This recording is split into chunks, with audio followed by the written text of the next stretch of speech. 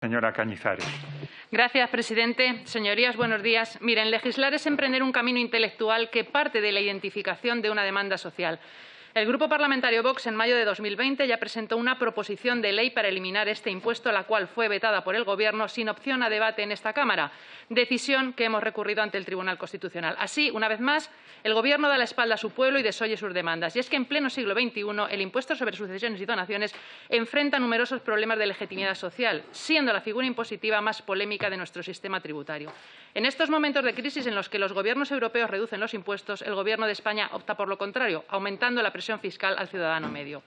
El brusco incremento en las cifras de fallecimientos registrados en España como consecuencia de la COVID, más de 100.000, hacen necesario formular una transformación de calado en el sistema tributario que ponga fin a un impuesto cuya utilidad y legitimidad están en entredicho. Y esta iniciativa, por tanto, no es un capricho, sino la necesidad de dar respuesta a la demanda de millones de españoles, muchos de ellos representados por la Federación Nacional contra el Impuesto de Sucesiones, que es un movimiento social y apolítico que agrupa las principales asociaciones que luchan contra la injusticia de este cruel tributo y que ha recabado más de 1 millón de firmas contra este impuesto. Firmas de ciudadanos que no pertenecen a las élites, no son ricos ni poderosos, sino todo lo contrario, trabajadores y personas humildes, expoliadas y que en muchos casos viven auténticos dramas. Una plataforma que además cuenta con un amplio apoyo institucional de colegios profesionales, asociaciones e incluso del defensor del pueblo, socialista por cierto, señor Mújica, que ya en el año 2003 solicitó la eliminación de este impuesto por injusto, abusivo, carecer de progresividad y no cumplir con la función redistributiva que establece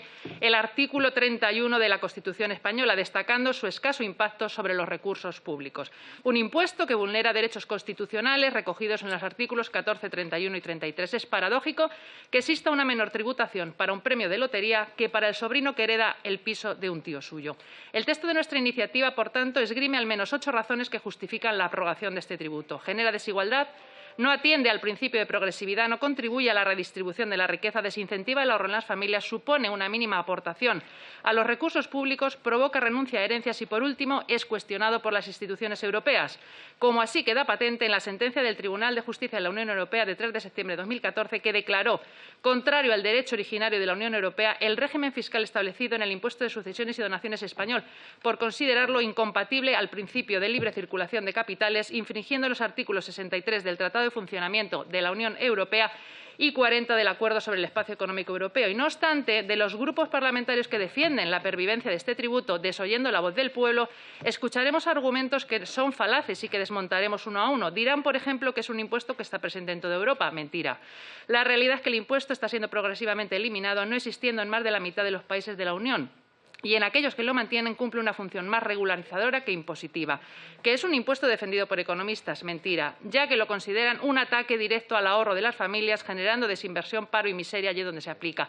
¿Que es un impuesto justo progresivo que redistribuye la riqueza? Falso, porque rompe el principio de igualdad entre los españoles, con versiones diferentes para cada autonomía, llegando incluso a ser confiscatorio. Por tanto, la aplicación de este tributo es la más injusta, ya que recae sobre la clase trabajadora, no tiene en cuenta la capacidad económica real del heredero para hacerle frente, y este o bien tiene que renunciar previamente a lo que por derecho le pertenece o, en caso de aceptar de buena fe la herencia y no poder pagar el impuesto, le perseguirán hasta dejarle arruinado. Y es que precisamente aquellos con sobrados recursos económicos se permiten eludir este impuesto, recursos que no están al alcance de las familias trabajadoras que sufren el expolio que este impuesto conlleva. También dirán que las renuncias a herencias son por deudas del difunto. Mentira, las administraciones ocultan las renuncias que se producen cuando las familias no pueden acceder a créditos que les permitan liquidar el impuesto, y el dato es demoledor del informe del Colegio Notarial, que cifra en las autonomías donde más se tributa un aumento del 420%. Dirán que se tributa por el valor real de los bienes inmobiliarios. Este valor atribuido a los bienes objeto de tributación se determina por la Administración al margen de la realidad inmobiliaria, pese a las sentencias en su contra del Tribunal Constitucional y Supremo que cuestionan el método de cálculo utilizado en las valoraciones, un método que lleva a una sobrevaloración de los bienes, elevando exponencialmente la cuota pagada del impuesto. Y si usted no está de acuerdo, recurra a los tribunales, pero antes pase por caja y pague, pues en caso contrario le embargo su patrimonio.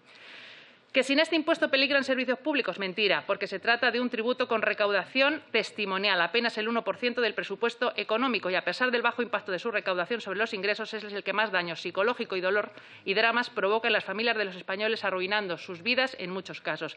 Y por último, lo más indignante es que alegan que el legítimo movimiento social contra este tributo es una maniobra partidista. Miren, deslegitimar esta lucha social es querer acallar la expresión de la voluntad popular, a la cual nos debemos, y el Estado debe preocuparse más por generar riqueza y bienestar a sus ciudadanos que por recaudar.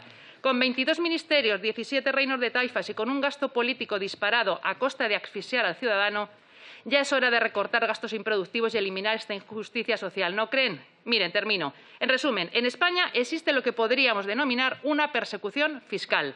Los rendimientos de tu trabajo por IRPF. Si te compras un piso, transmisiones patrimoniales. Si lo vendes, IRPF y plusvalía. Si te gastas tu dinero, IVA.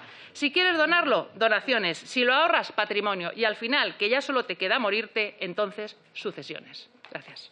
Muchas gracias, presidente. Vamos a ver, a nosotros casi llamaríamos a esta proposición que nos hace el Grupo Plural la proposición Rubius, ¿no? Está claro que nos estamos dando cuenta de la cantidad de capital y talento español que se va fuera. Y ahora queremos que retorne. Solamente una corrección al señor Bell.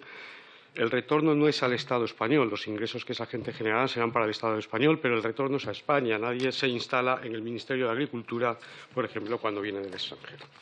Está claro que necesitamos inversión extranjera. Nos estamos dando cuenta, y el retorno de capital y talento español que se ha ido fuera para levantar, para levantar la economía, ¿no? En la situación actual, la capacidad de España de generar recursos es reducida. Necesitamos el ahorro exterior y necesitamos el capital exterior y el capital de los españoles en el exterior para retornar. Respecto de la parte fiscal, podemos seguir insistiendo en que nosotros tenemos que cobrar lo que tenemos que cobrar, como el vendedor de coches insiste en que su coche vale lo que vale y si usted no lo entiende es su problema. Pero con esa política lo único que vamos a conseguir es que la gente se instale fuera. Es decir, que lo primero tal vez sería empezar a plantearse si no tenemos que aplicar unas normas fiscales más ligeras, unos impuestos más bajos, si lo que queremos es que la gente venga aquí y pague. Porque si no, lo único que vamos a conseguir es que en España solo se quede el que no se puede ir. Y eso, les guste o no, es el factor trabajo con menos cualificación profesional. Es decir, ustedes lo que quieren es instalar un sistema feudal en donde aquellos que no tienen capital financiero o no tengan una formación que pueda ser trasladada con ellos a otro territorio se tengan que quedar aquí a pagarles los impuestos que ustedes dicen que les tienen que pagar.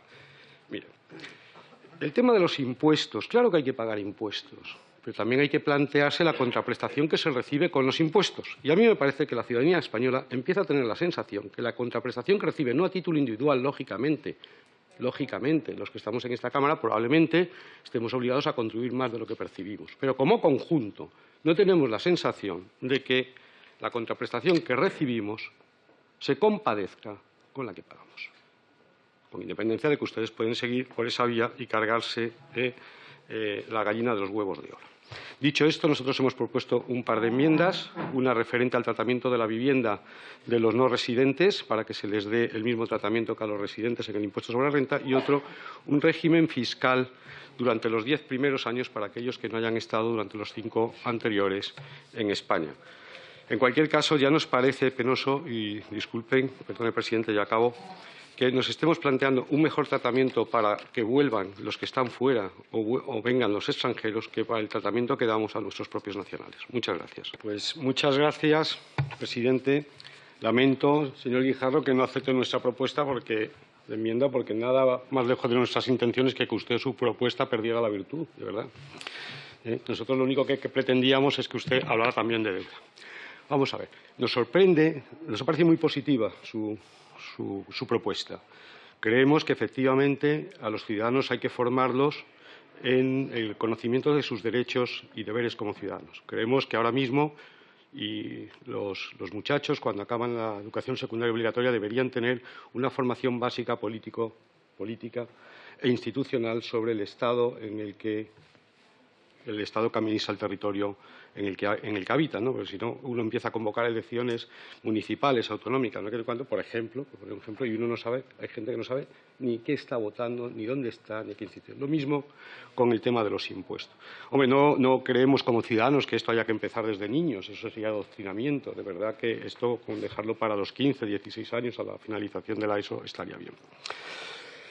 Pero dicho esto, efectivamente no se ama lo que no se conoce, y si queremos que los españoles amen el sistema institucional con el que nos hemos dotado, deberíamos explicarlo, incluyendo cómo se financian los gastos públicos. Pero mire usted, lo que hay que transmitir es que no todo es gratis. Por eso nos ha parecido muy interesante su propuesta de que se explique cómo se financia el gasto. Lo que no nos ha parecido más interesante, y por eso le hemos hecho la enmienda, o le hemos ofrecido una enmienda, es que eso no se paga solamente con impuestos, también se paga con deuda. Yo no estoy de acuerdo con usted en que no hay falta de conciencia fiscal en España. No. Creo que todo el mundo es consciente de que, o la mayoría de la gente, de que nada es gratis, de que las cosas cuestan, se pagan con impuestos. Lo que no hay, en todo caso, es una mínima formación presupuestaria para entender que lo que no se paga hoy se paga mañana. Algo de lo que hemos abusado los políticos, probablemente para crear redes clientelares, transfiriendo a generaciones posteriores la carga de esos pagos. Por eso, nosotros le ofrecíamos hablar, lógicamente, de deuda. Vuelvo a insistir en lo que he dicho en mi intervención anterior. Mire usted, lo que ha pasado con el caso Rubius no es falta de conciencia fiscal, tal vez es más bien hartazgo fiscal.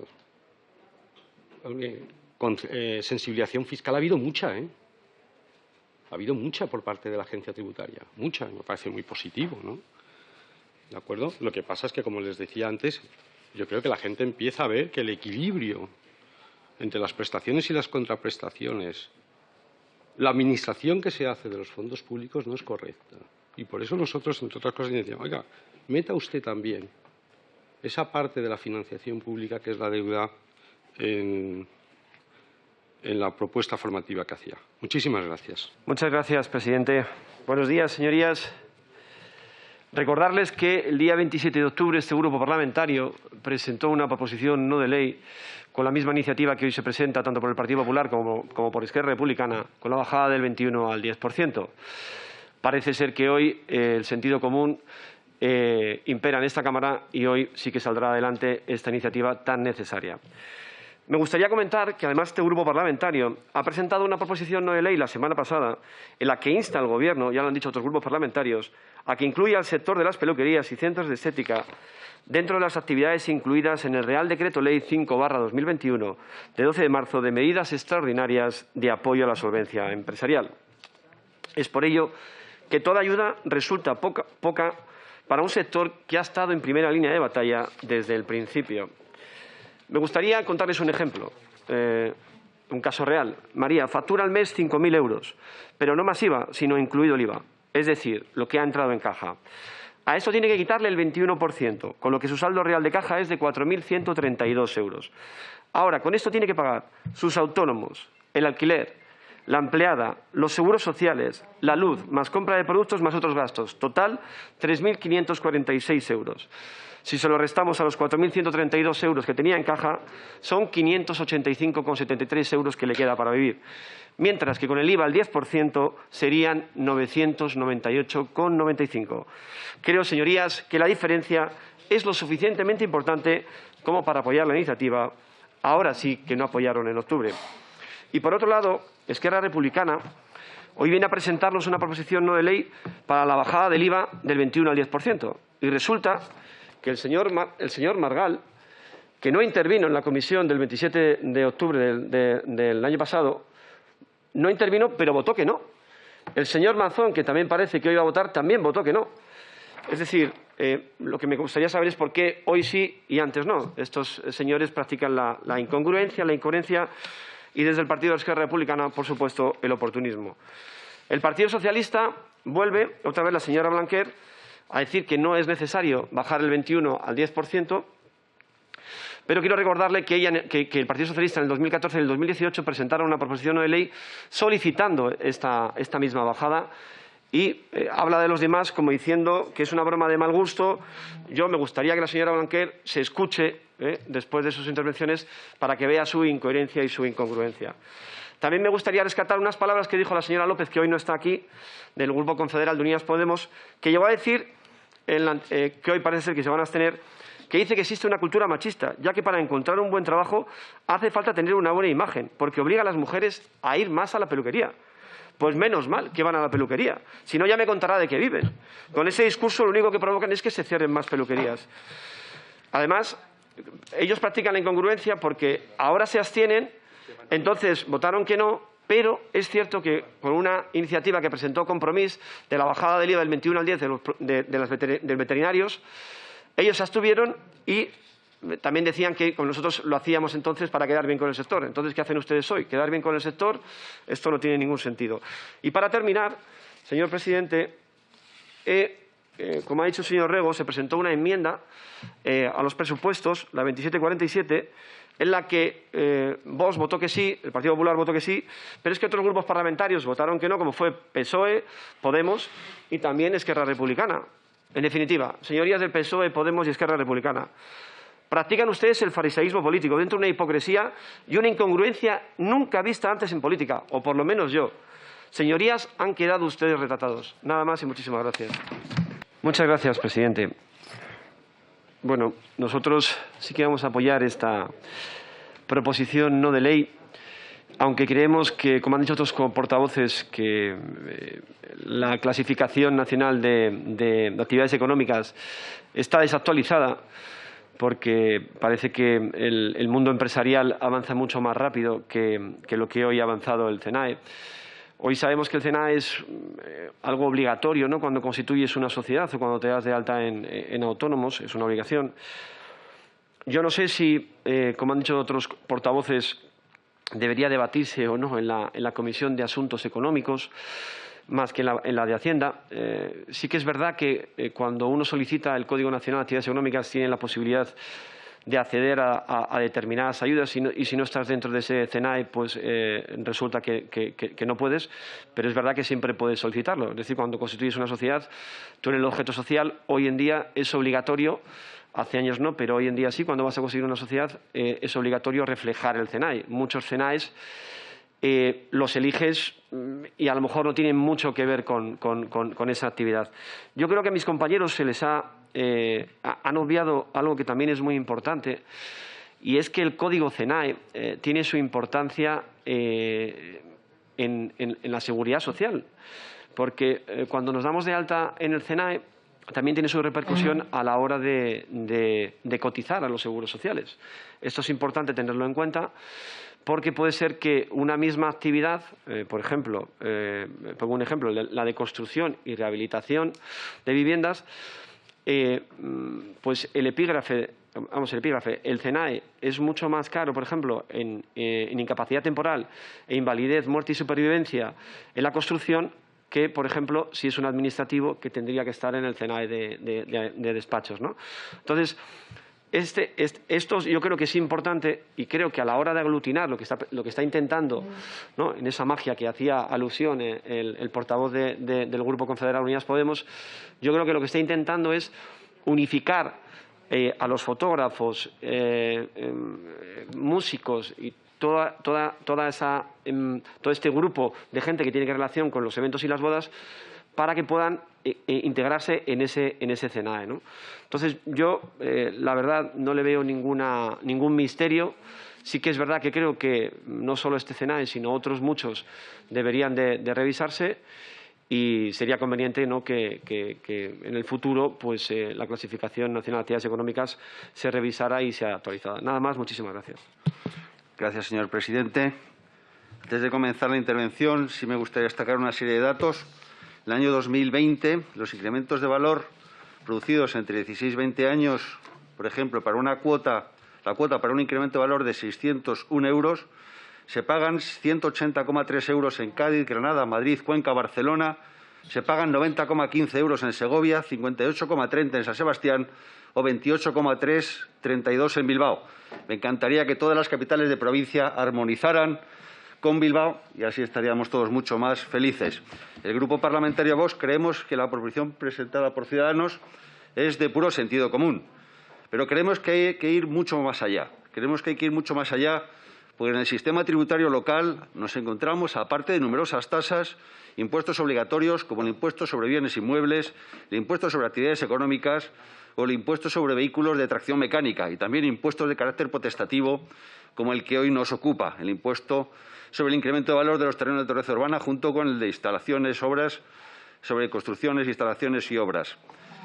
Hablamos de doble tributación porque cuando se vende un inmueble por encima del valor por el que se compró, el vendedor paga impuestos por la ganancia en su declaración de la renta o del impuesto sobre sociedades, según sea persona física o jurídica, y por la misma ganancia también se paga impuestos al ayuntamiento. Además, nos encontramos que en casos de transmisión mortis causa, el hecho de heredar es gravado tanto por el impuesto sobre sucesiones como por la plusvalía municipal. Si bien es cierto que los ayuntamientos pueden aprobar una modificación de hasta el 95% de la cuota íntegra en las transmisiones realizadas a título lucrativo por causa de muerte a favor de descendientes, los cónyuges y ascendientes, pero también lo es que existen exenciones. La más significativa es la referente a la transmisión de bienes incluidos en el perímetro delimitado como conjunto histórico-artístico, con objeto de incorporar una exención de puro sentido común y también para evitar causar asimetrías entre contribuyentes en función de la ubicación del inmueble, para reducir el número de causas por las que se renuncia a herencias y el número de ventas urgentes de inmuebles. No suelen ser los más ricos quienes renuncian a las herencias y quienes dejan de ganar por la urgencia en la venta de inmuebles.